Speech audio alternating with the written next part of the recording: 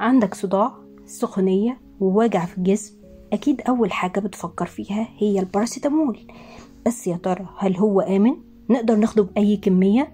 تعالوا نعرف سوا معلومات عن الدواء اللي موجود في كل بيت واللي بيستخدمه الصغير والكبير وحتى الرضع والحوامل. الباراسيتامول أو زي ما بنشتريه من الصيدليات باسم بنادول، أدول، تايلينول، ده عبارة عن إيه؟ عبارة عن مسكن بنستخدمه لتسكين الآلام الخفيفة والمتوسطة زي الصداع، وجع الأسنان، وجع العضلات، وكمان بنستخدمه كخافض حرارة، بس لازم درجة الحرارة ما تكونش أكتر من 38 لأن ساعتها الدواء ممكن ما يشتغلش. لازم الأول بنستخدم كمادات أو حاجة تانية ممكن تبقى أسرع منه، لكن هو مش بيخفف الالتهاب زيه زي البروفين مثلا. طيب بنقول بقى جرعته ايه؟ جرعته بالنسبة للكبار من قرص كل 4 ل6 ساعات، وبحد أقصى 8 أقراص في اليوم، يعني ما يزيدش عن 4000 ميلي جرام في اليوم. وبالنسبة للأطفال حسب وزن وعمر كل طفل.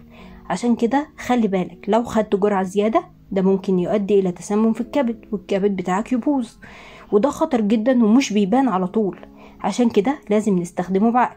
خليك دايما واعي علشان صحتك بالدنيا. لو عجبك الفيديو بتاعنا اعمل لايك وشير وسبسكرايب، وسلام عليكم.